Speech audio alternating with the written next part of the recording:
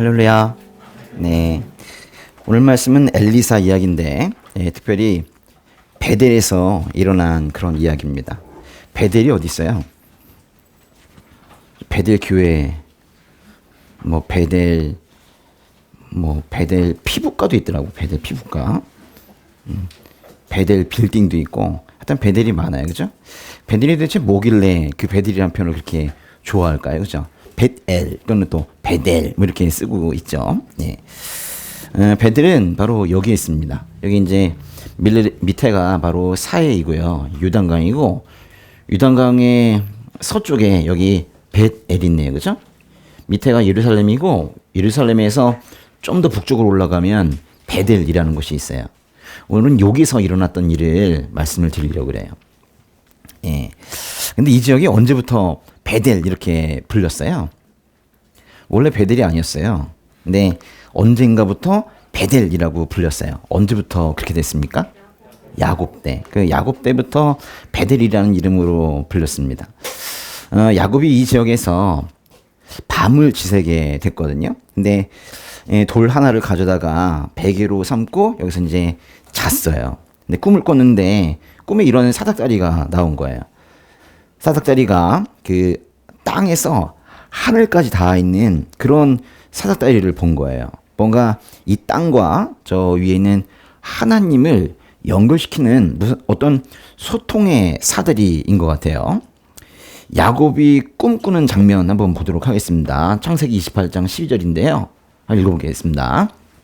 그가 꿈에 보니 사닥다리 하나가 땅에 서 있었는데 그 떡 하늘까지 닿아 있었습니다. 그리고 하나님의 천사가 그 위에서 오르락 내리락 하고 있었습니다.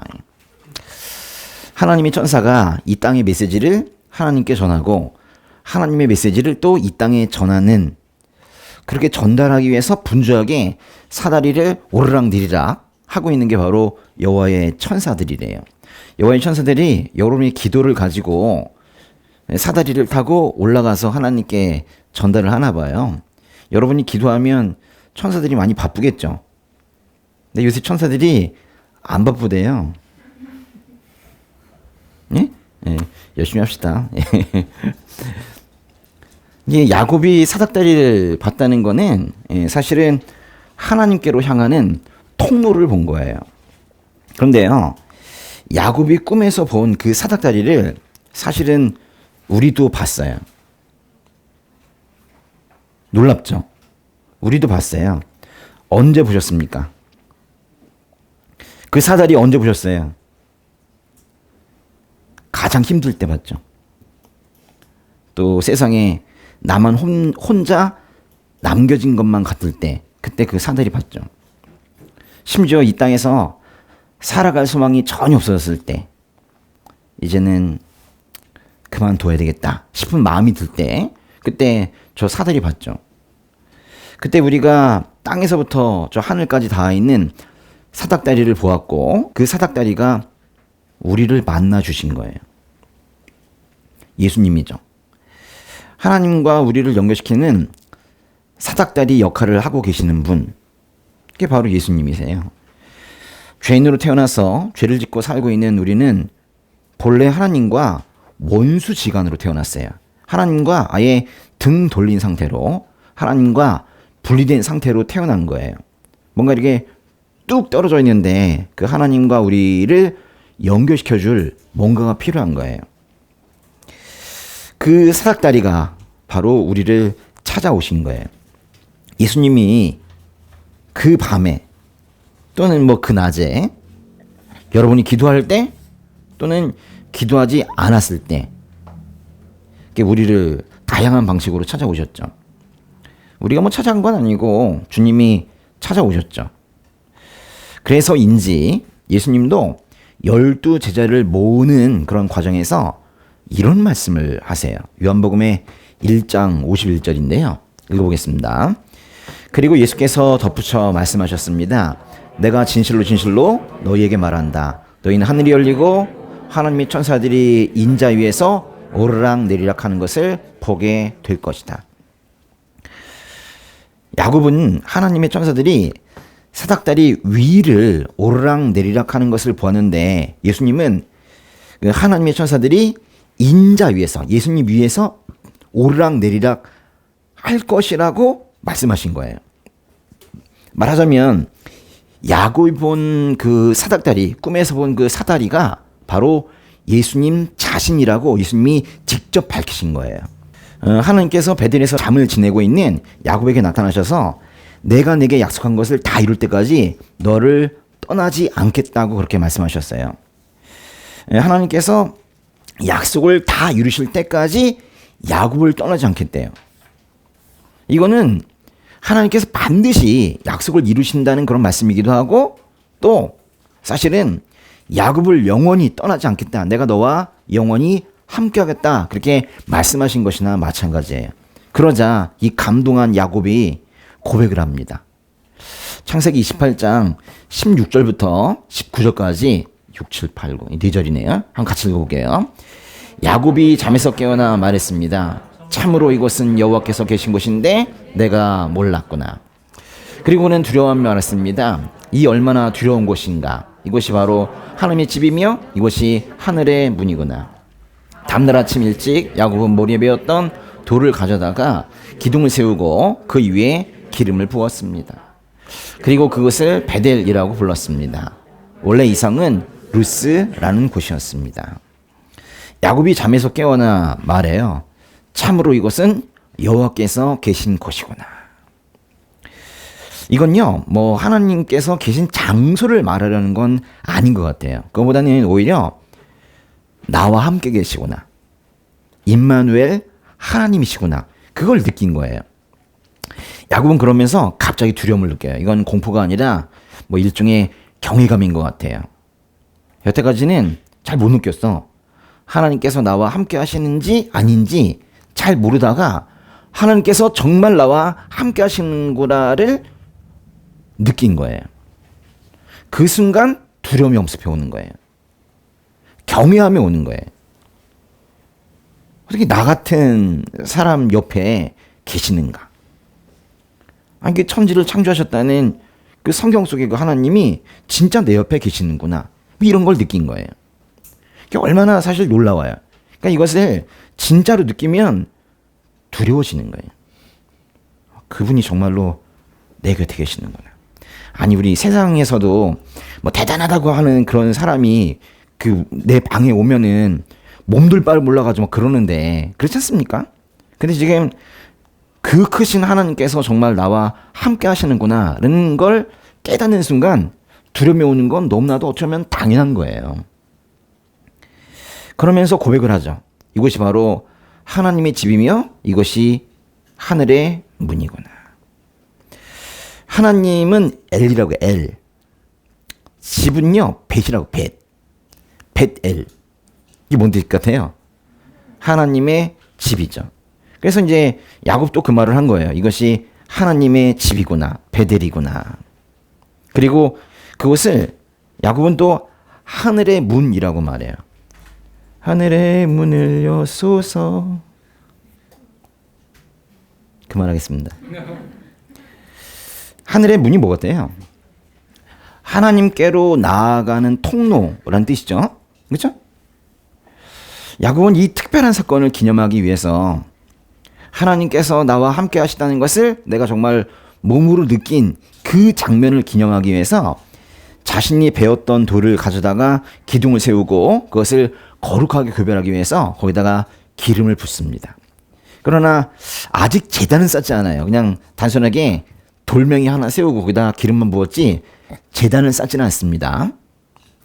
하나님 만난 게 너무나도 특별한데 제단을 쌓지는 않아요. 그렇지만 뭔가 자기 나름대로 기둥을 세우고 거기다가 기름을 부어요. 뭔 뜻이겠어요?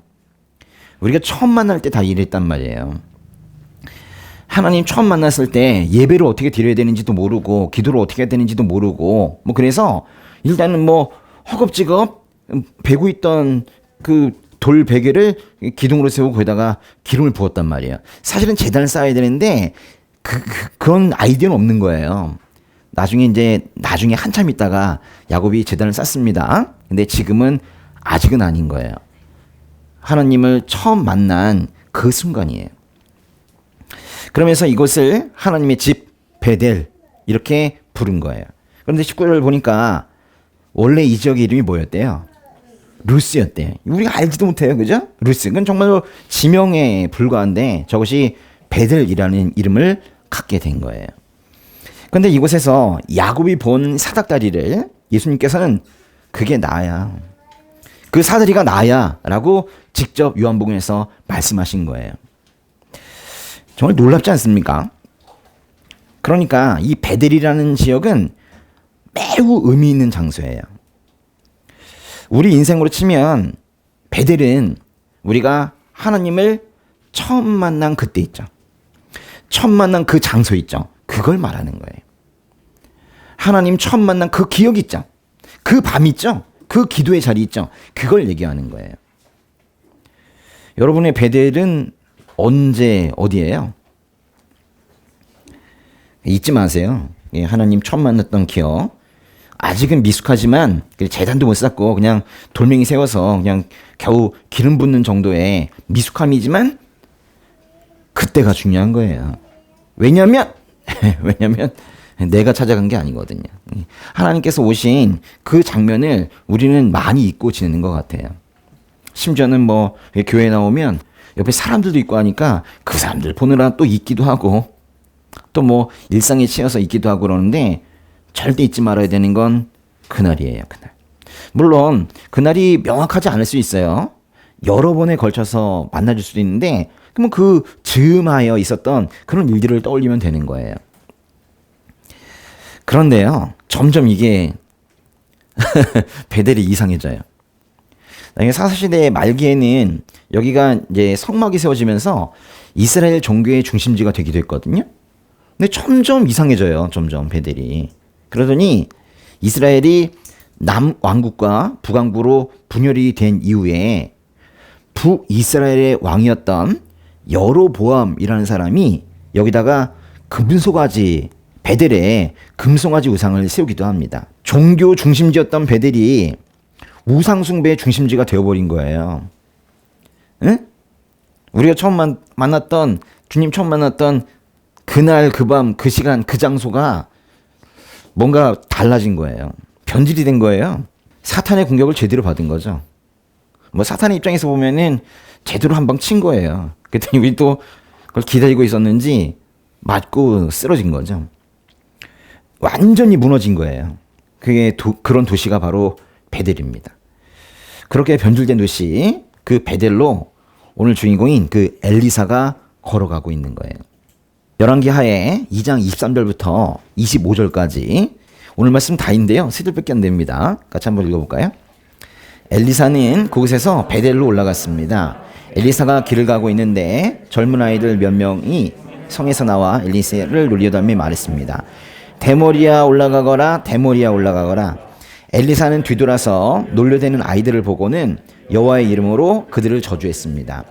그러자 곧 암곰 2마리가 숲속에서 나와 젊은 아이들 가운데 42명을 물어 찢었습니다. 그 후 엘리사는 갈멜산으로 갔다가 거기에서 다시 사마리아로 돌아갔습니다. 엘리사가 베델을 지나가고 있는데 그 아이들이 엘리사를 놀려대면서 따라오는 거예요. 대머리야 올라가거라, 대머리야 올라가거라. 이렇게 놀려요. 이건 사실 조롱인데요. 아이들의 조롱이 그냥 어쩌다가 있는 그런 조롱이 아니에요. 우습게 생긴 사람인데 겨우 이 정도가 아닌 거예요. 매우 노골적인 그런 조롱이에요. 매우 의도적으로 대놓고 조롱한 거예요. 특별히 아이들은 엘리사를 뭐라고 놀려요? 대머리라고 놀려요. 아마도 엘리사의 스승인 엘리야의 그 엘리야와 엘리사의 그 다른 모습을 보면서 그걸 놀린 것 같아요. 열왕기하 1장 8절을 보면 엘리야의 모습이 이렇게 묘사되거든요. 한번 읽어보세요. 그들이 대답했습니다. 그는 털이 많은 사람이었고 허리에 가죽띠를 두르고 있었습니다. 왕이 말했습니다. 그 사람은 집사람 엘리야다. 엘리야는 이렇게 털이 많은 사람이었대요. 베델의 아이들이 굳이 엘리사의 신체적 특징 중에 하나인 대머리를 강조한 이유는 엘리사가 엘리야의 후계자라는 사실을 부인한 거예요. 엘리사를 하나님의 예언자로 인정하지 못하겠다는 거예요. 아이들은 대머리야 올라가거라, 대머리야 올라가거라 이렇게 두 번이나 눌리는데요. 올라간다는 것은 엘리야가 승천하는 것을 빗대어서 한 말이에요. 엘리야는 올라갔는데 넌 뭐하냐 이런 거예요. 대머리야 너도 한번 올라가 봐라, 승천해봐라 이렇게 좀 놀리고 있는 거예요. 못 올라가겠다는 얘기죠. 그러자 엘리사가 뒤돌아서 하나님의 이름으로 그 아이들을 저주했고 숲속에서 암곰 2마리가 튀어나와서 그들을 물어 찢었어요. 찢었다는 것은 다른 말로 하면 죽였다는 거죠. 엘리사를 놀리다가 아이들이 42명이나 죽었대요. 몇 명이 죽었다고요? 그러면요, 성경에서 이렇게 표현해도 괜찮아요. 뭐 나름 끔찍한 장면이기 때문에 아이들이 많이 죽었다, 그냥 많이 죽었다, 뭐 이렇게 표현해도 되는데 정확하게 42명이 곰에 물려 죽었대요. 왜 이렇게 표현했을까요? 왜 42명일까요? 사실 지금 보고 계시는 그 열왕기 하에 40이라는 숫자가 또 한 번 나와요. 뭐 이 사건과 그 사건이 관련이 있는지 없는지는 한번 읽어보셔야 되겠는데 어떤지 한번 보세요. 열왕기하 10장에 있습니다. 10장에 14절인데요. 한번 읽어보세요.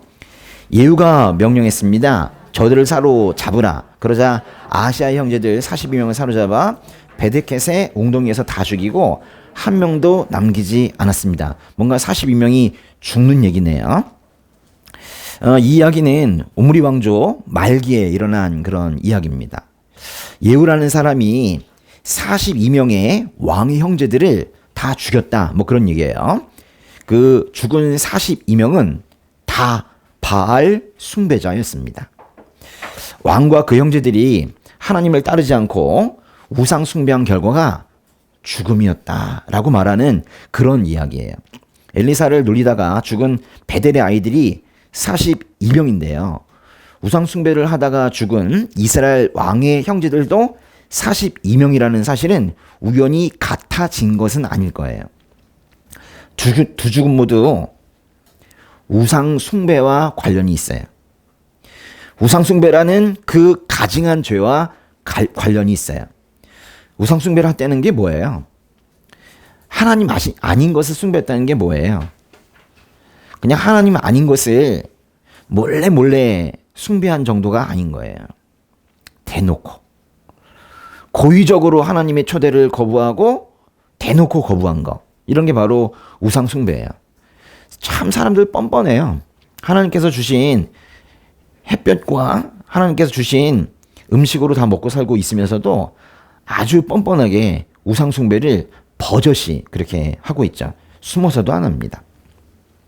성경은 하나님의 사랑으로 생명을 주는 그런 이야기를 하려고 만든 책이지만 이렇게 고의적이고 끈질기게 거부를 하게 된다면 그때는 죽음뿐이다 라는 것도 말하는 책이 바로 성경이에요. 하나님은 은혜로 생명을 주시기를 원하시지만 하나님께서 내민 손을 끝내 거부하는 사람들에게 주어지는 건 결국 심판뿐이다 라는 것도 말하고 있어요. 하나님은 사람들에게 기회를 주시죠. 우리에게 기회를 주시죠. 그리고 참으시죠. 우리가 엎어지면 일으키시고 참으시죠. 또 참으시고 또 참으시고 또 참으시죠. 오래 참으시죠. 네, 그렇지만 계속 참지는 않으십니다. 언젠가 끝이 와요. 그게 바로 심판이에요. 기회를 줄 때마다 죄에서 돌이키라는, 회개하라는 사인이 올 때마다 사실은 죄인들은 그 정도는 알거든요.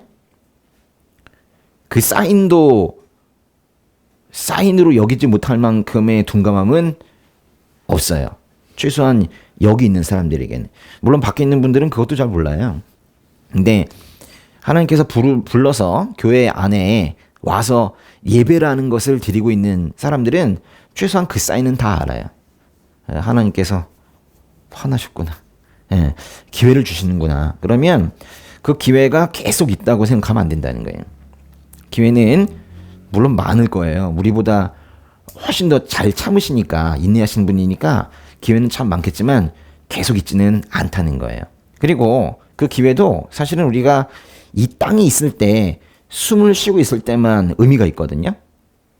오늘 저녁에 죽으면 어떡하죠? 그래서 우리가 이 땅에서 그 기회를 걷어차지 않는 것은 매우 중요한 일이에요. 그러니까 하나님께서 그 기회를 주시는 건 사실 그 기회가 마지막일 수도 있어요.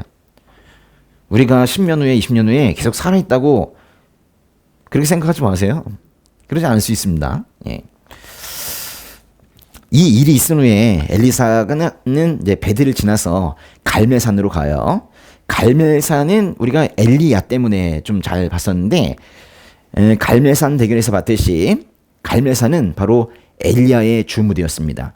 하나님 불을 내려주소서 했더니 불이 내려온 그런 장소가 바로 갈멜산인데요.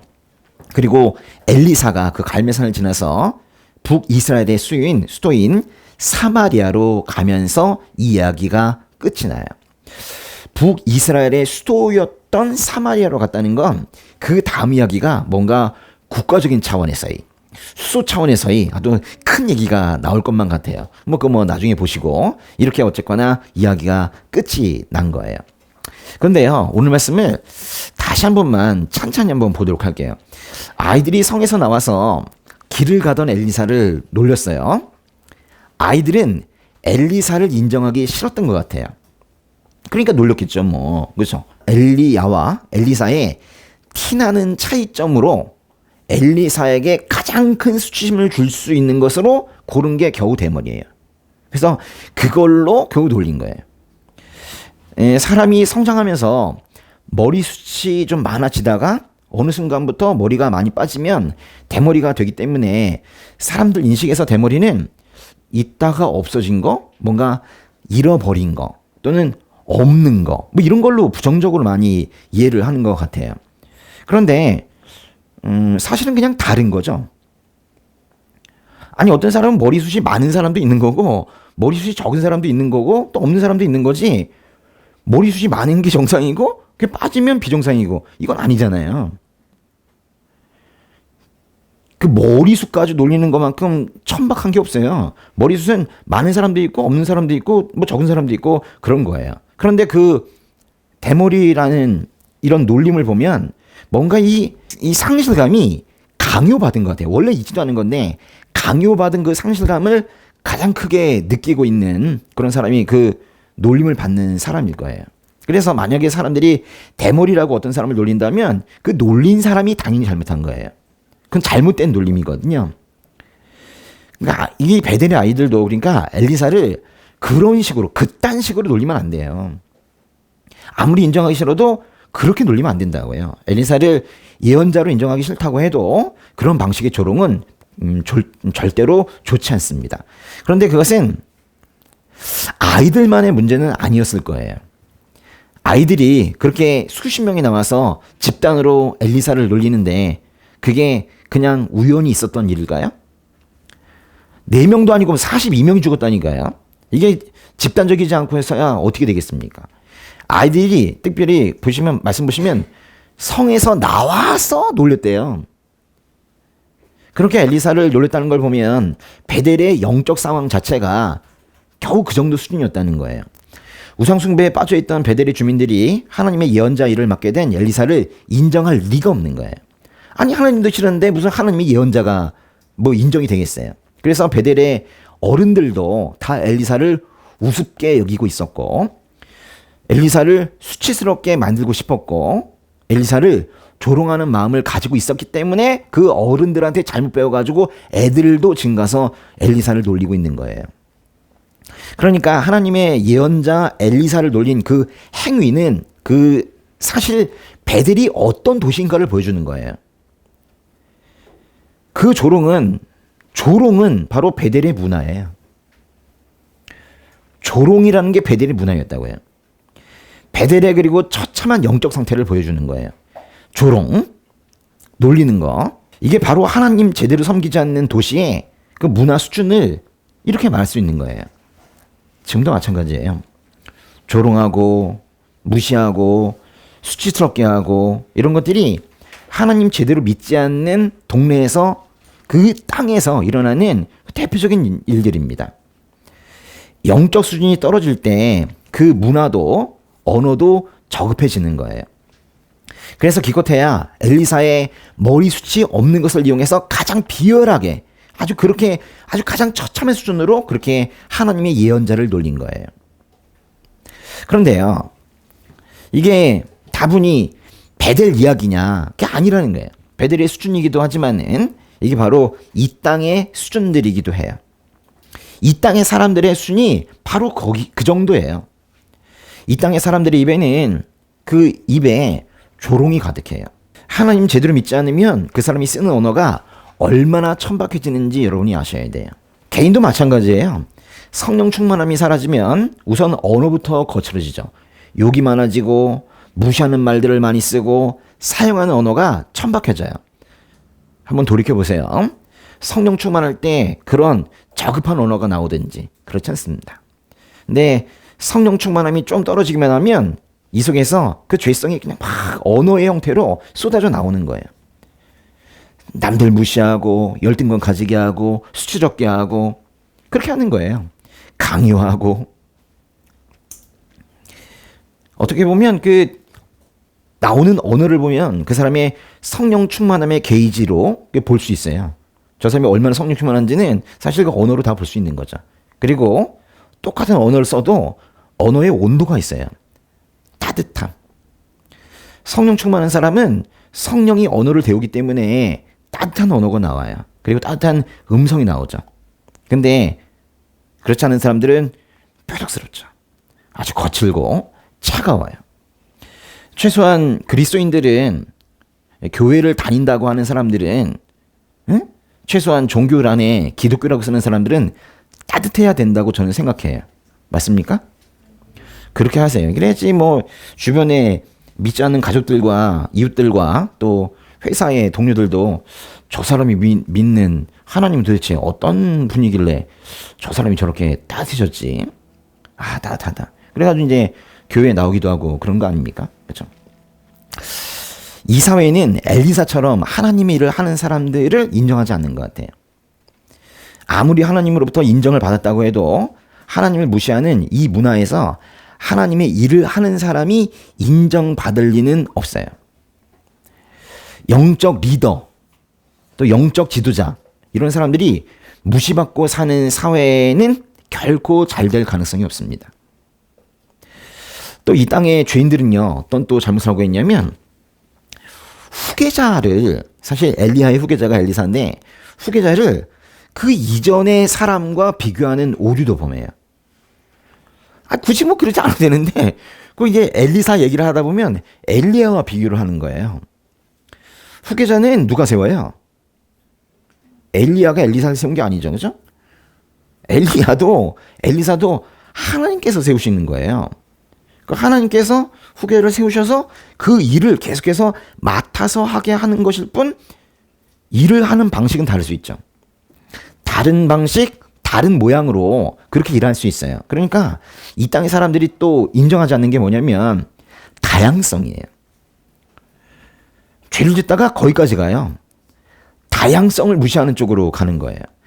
엘리사가 엘리야의 후계자인 건 맞지만은 그게 결코 두 사람이 같아야 된다라는 뜻은 아니에요. 같지 않아도 돼요. 엘리사는 엘리사만의 특별함이 있고 그 엘리사만의 색깔이 있어요. 그걸 지켜주지 못해요, 세상이. 이게 죄인들의 특징 중에 하나인데, 다양성 이렇게 얘기하면서도 사실 안 그래요. 매우 보수적이고, 이런 면에서는 어떻게 다르냐 이러면서 그 다른 부분을 틀렸다고 말하고 그래요. 엘리사가 엘리야의 후계자가 되기 위해서 똑같은 방식으로 사역할 필요는 없는 거예요. 외모가 같을 필요는 더더욱 없는 거예요. 근데 지금 베델의 아이들이 뭘 비교하고 있는 거예요? 왜 같지 않냐는 거예요. 엘리야는 털이 많은데 엘리사는 왜 대머리냐고 놀리고 있는 거예요. 다양성도 인정하지 않는 이 죄성이 이 놀림에까지 오게 된 거예요. 얼마나 심각한 겁니까? 그런데 굳이 엘리사를 엘리야의 진정 후계자로 인정하기 싫으니까 이게 머리털이 많고 적은 부분으로 이렇게 놀리는 수준이 된 거예요. 처참합니다. 베델 사람들은 사실은요, 엘리야도 인정하지 않았어요. 엘리야도 인정해놓지 않고는 막상 엘리야가 승천하고 엘리사가 그 후계자가 되니까 엘리사에게 왜 엘리야와 똑같지 않냐고 놀리고 있는 거예요. 마치 엘리야는 인정했던 것처럼. 사실 엘리야도 인정하지 않았거든요. 이게 세상의 수준이에요. 근데 중요한 건 이거예요. 하나님의 예언자를 이렇게 조롱할 수 있다면 이것은 그 예언자를 임명하신, 세우신 하나님을 쉽게 보고 있는 거예요. 천지를 창조하신 하나님을 별것 아닌 존재로 여기고 있는 거예요. 하나님의 임명 행위도 가볍게 여기고 있는 거예요. 그런데 그 저항을 받으면서 엘리사가 굳건히 서 있는 거예요. 아이들이 놀릴 때 엘리사의 마음이 어땠을까요? 여러분이 놀림 받으면 어때요? 기분이 뭐 당연히 좋지는 않았겠죠? 아니, 놀리는데도 뭐 난 괜찮아 그러면 좀 이상한 거지 뭐. 솔직하게 좋지 않죠. 예. 근데 자신의 외모를 가지고 놀리는 그 수준도 받아들이기가 어려웠지만 특히 자신을 하나님의 예언자로 인정하지 않는 그 본심이 그 조롱에 섞여 있다는 걸 엘리사가 알게 되고는 더 가슴이 아픈 거예요. 그래서 이 말씀을 보면 엘리사가 이래요. 여호와의 이름으로 그들을 저주했다. 그냥 화낸 게 아니고 여호와의 이름으로 그들을 저주했대요. 그 결과 아이들이 곰에 찢겨 죽었대요. 엘리사는 지금 이 상황에서 좋은 사람으로 보이기 원하지 않았어요. 이게 애들이 놀리면 애들인데 뭐 껄껄껄 이러지 않았단 말이에요. 왜 꼭 이렇게까지 해야 했는가? 왜 저주하고 앙곰이 튀어나와서 애들을 다 찢어서 죽여야만 했는가? 그건 속 좁은 행동이 아니었어요. 하나님의 그 예언자를 인정하지 않는 건 결국 하나님을 인정하지 않는 것이나 마찬가지였기 때문에 엘리사가 이렇게 행동한 거거든요. 사람들은 엘리사와 같은 상황이 되면, 즉 사람들로부터 놀림을 당하면, 사람들로부터 인정받지 못하면, 사람들로부터 무시받으면 처음에는 속상해하고 화를 내다가도 그러지 마! 뭐 이러다가도 나중에는 결국에 나에게도 뭔가 문제가 있는가? 이렇게 생각해서 우울함에 빠지기도 해요. 지금 여기서 가장 큰 문제가, 이슈가 뭐냐면 사실 그래서 인정이라는 거예요. 인정. 사람은 많은 사람들로부터 최소한 자신에게 중요한 의미를 가진 사람으로부터 인정받고 싶어 해요. 맞습니까? 인정은 가끔 칭찬의 형태로 나타나기도 합니다. 꼭 칭찬이 좋다는 걸 말하는 건 아니에요. 칭찬하면 더 잘해야 된다는 압박을 하는 거일 수도 있기 때문에 칭찬도 잘해야 돼요. 그래서 사람들은 인정받고 칭찬받으면 자신이 한 일에 대해서 의미를 찾게 되기도 하고 의욕이 생겨서 더 신나게 그 일을 하기도 합니다. 특히 중요한 것은 자신에게 의미 있는 사람에게, 그걸 우리가 심리학에서 중요한 타자라고 하는데요. 중요한 타자에게 받는 인정, 그게 중요해요.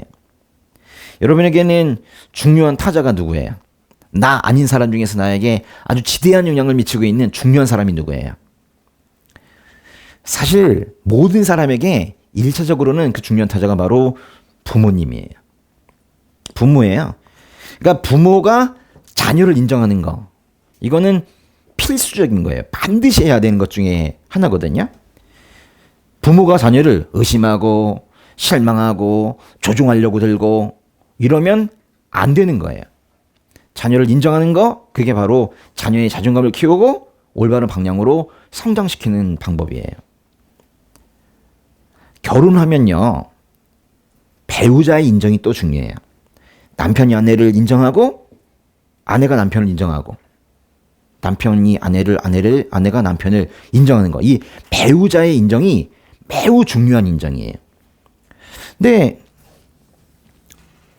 다른 사람들은 난 무시해도 이 부모님이 날 인정하고 배우자가 날 인정하면 사람들이 살아가요.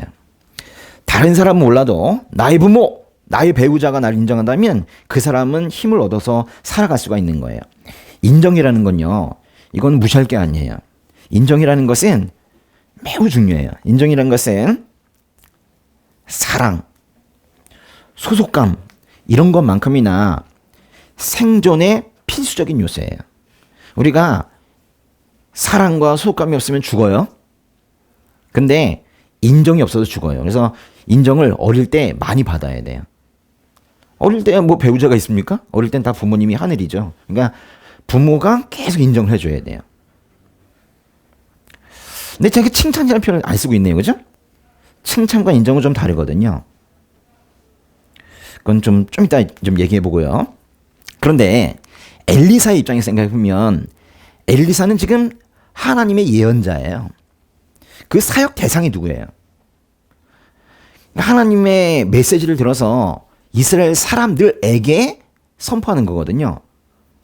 공교롭게도 엘리사의 사역 대상은 이스라엘 사람들이에요. 그러니까 베델의 아이들이 엘리사를 인정하지 않았다는 건 엘리사가 사실 자신의 사역 대상으로부터 인정받지 못했다는 거예요. 보통 사람들에게 부모님이 중요하고 배우자가 중요하듯이 사실 엘리사에게는 그 사역의 대상이었던 이스라엘 백성들이 중요한 건데 그들이 지금 엘리사를 인정하지 않고 있는 거예요. 그러니까 마치 회사를 운영하는 사람이 직원이나 고객으로부터 인정을 받지 못하거나 자녀가 부모로부터 인정받지 못하거나 남편이 아내로부터 인정받지 못하거나 뭐 마찬가지인 거예요. 그런데 엘리사는 이 상황에서 아이들을 저주했어요. 이건 단순한 분노가 아니에요. 오히려 엘리사는 누가 뭐라 하든 하나님께서 자신을 처음으로 부르신 그 이유를 생각하고 있는 거예요. 뭐 놀림 때문에 화가 나고 뭐 그런 거 뭐 마음이 상하고 그런 거를 떠나서 기분은 좀 나쁘겠지만 하나님께서 나를 왜 부르셨는가? 그걸 생각한 거예요. 우상 숭배로 더러워진 이스라엘에게 하나님의 말씀을 전달해서 이스라엘이 회개하고 돌아오도록 하는 거, 그렇게 만드는 거, 그게 바로 하나님께서 엘리사에게 맡겨주신 사명이거든요. 그거 잊지 않은 거예요. 엘리사는 그 사명을 붙들고 그렇게 살아가고 있었던 거예요. 이 사명을 붙들고 살아간다는 거. 하나님께서 주신 어떤 일, 하나님께서 그 인생을 이 땅에 태어나게 하고 살아가게 하시는 그 이유, 그걸 알고 그걸 딱 붙들고 살아간다는 건 그것만큼 또 사실 행복한 게 없는 거예요. 난 사명이 뭔지 모르겠는데요. 이게 제일 불행한 거고 빨리 찾아야 돼요. 하나님께서 왜 나를 이 땅에 세워 놓으셨는가 그걸 알아야 된단 말이에요. 근데 이게 사실 거창한 건 아니에요. 집에 아주 어려운 사람이 있으면은 그 사람 위해서 중보 기도하라고 그 사람을 세워놨을 수도 있어요. 전 가끔 저희 그 막내 아이 생각하는데요. 오니 뭐 지금 초등학교 이제 졸업할 때가 거의 다 됐는데 아직도 말을 못해요. 근데 이제 가끔 그런 생각을 하는 거예요. 사실 가끔이 아니라 계속 그런 생각을 하는데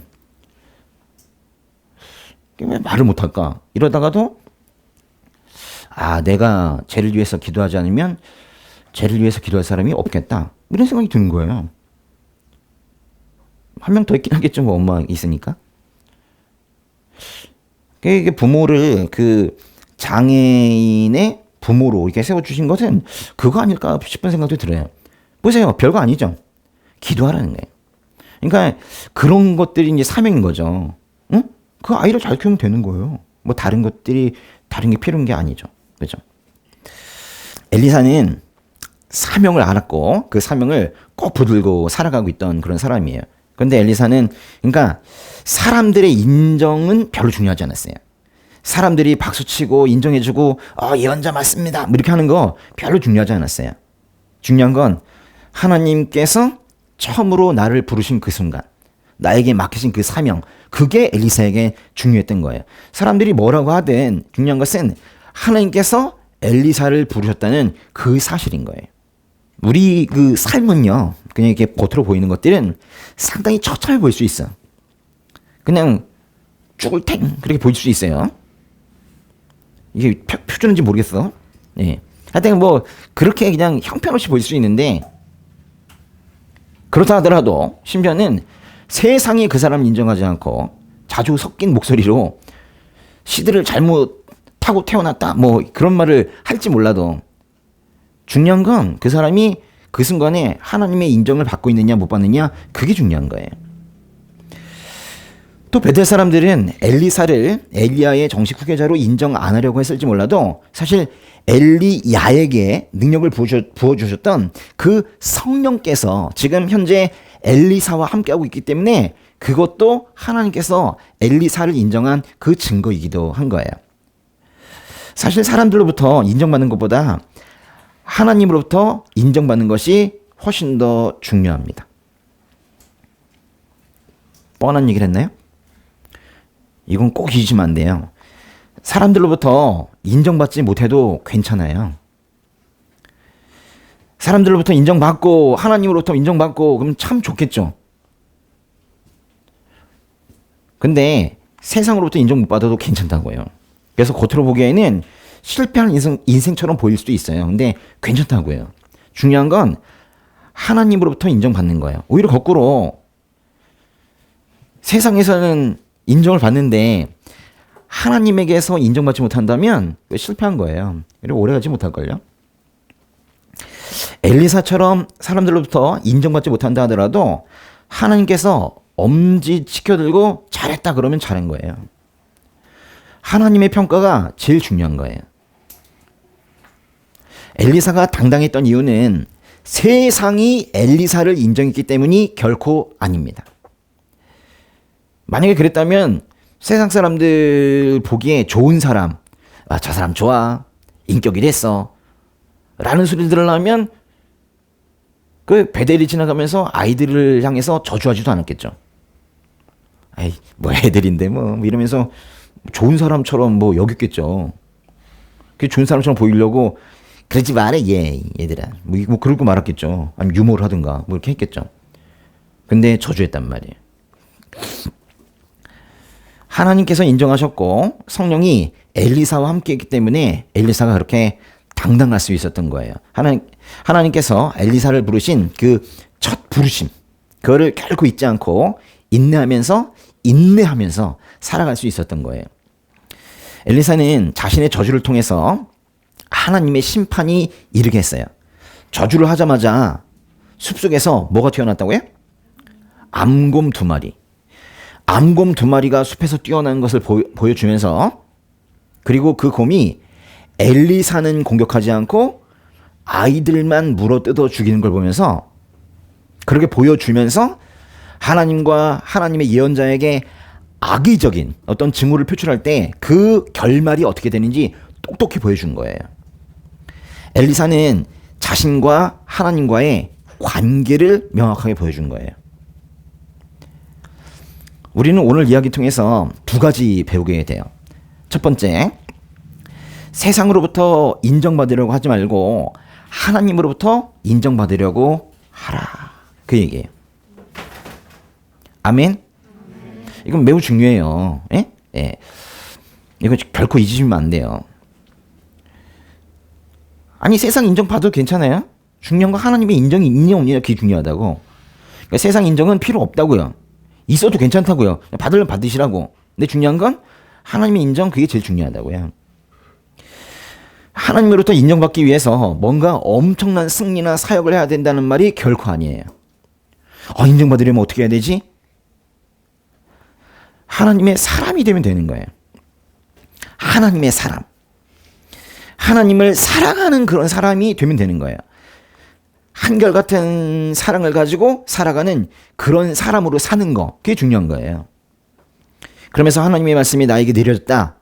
하나님의 말씀이 나에게 왔다. 라고 생각되면 바로 순종하는 그런 모습을 보여드리면 하나님께서 그때 여러분을 인정하실 거예요.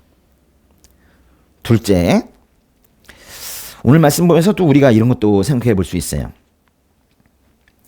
하나님 믿는 모습을 숨기려고 하지 말고 엘리사처럼 당당하게 밝히라는 거예요.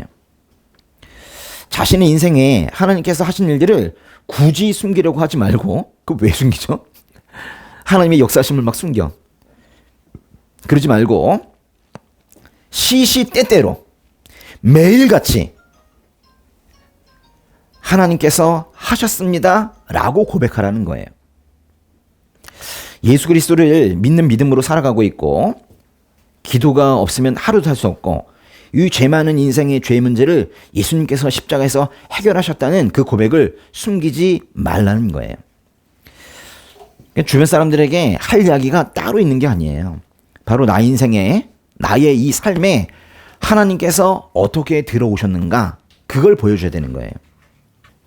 그 고백을 통해서 하나님의 존재와 능력과 사랑이 드러나면서 세상도 그 좋으신 하나님을 궁금해하는 거예요.